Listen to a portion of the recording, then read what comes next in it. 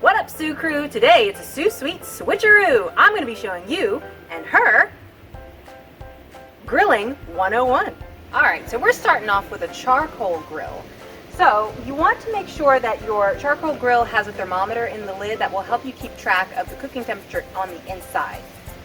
We open it up, and there's a few little assembly things we got to do first. So, you take I have a question. What's your question?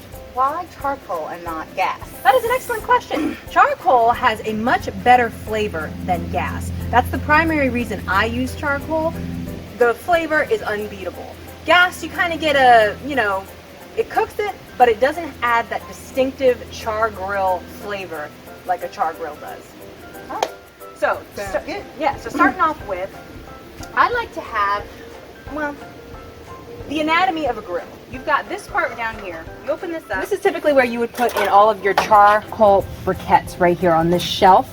Typically, the way it's designed is you would line them up, you would pile them up, and then once they get hot, you spread them out, and you're able to adjust it by this handle over here. You can move the shelf up, or you can move the shelf down. This is just the basics of a grill. Now, for me, personally, I prefer using one of these. This is just an aluminum, pan, and what I prefer this because it's much easier cleanup, which of course we all love, right? Mm-hmm. Much easier cleanup than if you were to just pile the briquettes onto this shelf. So you want to make it so that it looks like this shelf. In that, you want to poke some holes. Poke the holes. You want to poke some holes in the bottom of your pan so that you get some airflow coming into those briquettes. Because you need air to start a fire, all right? So you add that in, put it on the shelf. Then the next part is you just get some charcoal briquettes. All right, your favorite brand doesn't really matter. You can add like a applewood or mesquite flavor. It's entirely up to you. I just like regular old run-of-the-mill char grill briquettes. That's just my favorite. Also tends to be the cheaper option too.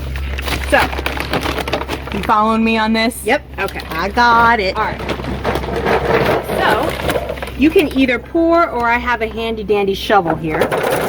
And you want to make a rather large pile in the middle. You're probably going to need more than you think, especially if you plan on grilling a lot of different items at the same time so that you can freeze them for later. You're going to need a pretty large pile of briquettes, all right? So don't skimp on it.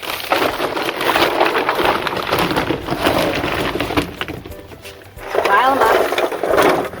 Got 3 big scoops right here. All right, so next step is lighter fluid. You've heard of this, yes? Yep. Okay, so I like to buy the bigger bottles just because in the long run, unit prices and there's no expiration date on lighter fluid. It's cheaper in the long run just to go ahead and get the bigger bottle. It'll last forever, however long you need it.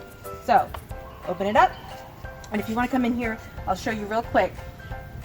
You're just going to be you're going to be generous, but you're not going to go crazy with this stuff. So, sprinkle it on, just pour it on, maybe about 3/4 of a cup here.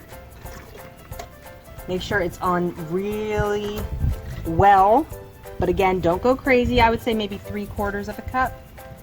Would you say? Yeah, that's about right. Yeah. Yep. Okay. Maybe about 3/4 of a cup. If you need to measure it out, go ahead and do that. That's fine.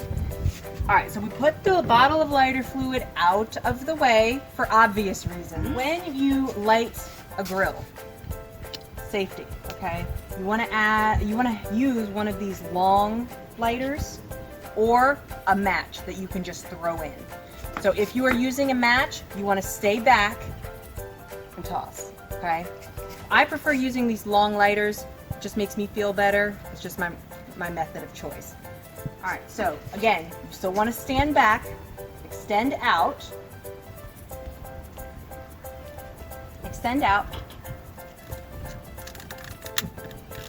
There we go. Ooh, flames. Yes. Okay, couple little things. How will you know if you've put enough lighter fluid on? I have no idea. It won't start. Or it'll start and it won't continue to burn. It'll burn itself out very quickly. All right? Okay. If you find that happens, let it die down a little bit and then very, very, very carefully don't spray it in there. You might want to pour it into a glass bowl or something. Don't just spray it in there because heaven forbid it can get caught and come back into the bottle. Okay? No, we like our eyebrows. Yeah, exactly. We like our eyebrows. So, if you need to add more, pour it into a glass container and then pour it over, all right? Don't just spray it back on, don't just spray it from the bottle, okay? We're going to leave this open because again, like I said, it needs air. We're going to leave this for about 15 minutes. And while this catches, we are going to go make some marinades. Yes? Yes. All right, let's go.